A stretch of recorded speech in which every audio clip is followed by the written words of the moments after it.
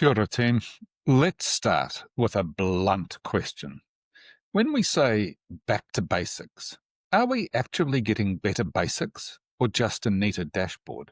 Simplify the standards sounds entirely reasonable. Fewer objectives, clearer benchmarks, neat comparisons. But in real classrooms, that tidy memo can shrink what counts. Reading blocks grow, inquiry gets pushed to later, later keeps moving. Teachers who used to architect local curriculum become operators of someone else's playlist. Three dynamics explain why. First, if you've heard of it, Goodhart's law.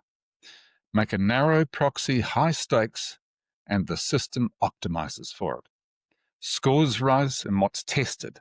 Depth, arts, languages, and real-world tasks make way. We end up teaching to the measurement, not the learning. Second, brittleness. Uniform scripts serve the median learner and quietly abandon the edges.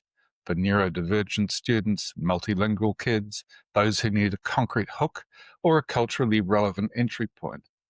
The day looks consistent, it doesn't look accessible. Third, lagged harm. You can get a clean bump this term and disengagement next term. Attention-C is the currency of thinking. When content stops belonging to students' lives, attention and memory fall. By the time we notice, the habit is policy. So what's our better bargain? 4 pieces. 1, standardise the signal, not the script. Publish concise national progressions, plus annotated student exemplars in English and te reo. Use light sampling tests to get a national signal. Then expect explicitly that teachers adapt materials and pacing to their learners and place. Integrity to purpose beats obedience to page, numbers. 2, invest in judgement as infrastructure. Quality lives in teacher decision-making moderated in networks. That means ring-fenced weekly time for collaborative planning, looking at student work, and calibration across schools. If we simplify without freeing time, we've just changed the stationery. 3, measure more things more likely.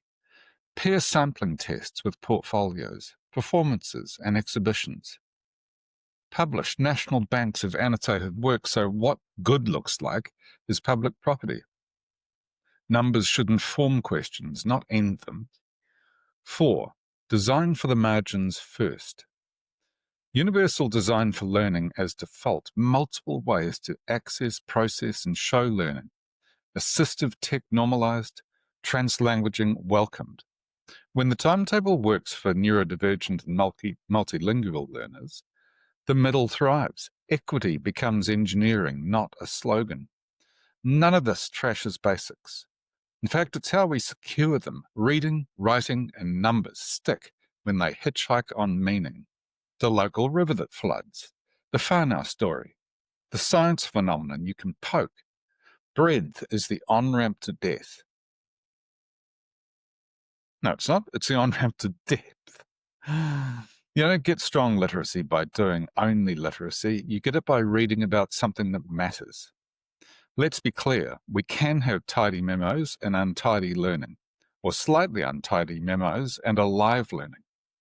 The better bargain gives us graduates who can read a river, write an argument, and build a fence that holds. It's slower, then suddenly faster because we're not spending 3 years undoing collateral damage. If we must simplify something, simplify bureaucracy. Keep the curriculum as complex as the country it serves. Well, thanks for being here. Please take a look at the extended article, which is linked below. And I certainly hope to see you back here soon. Okay, cheers. See ya.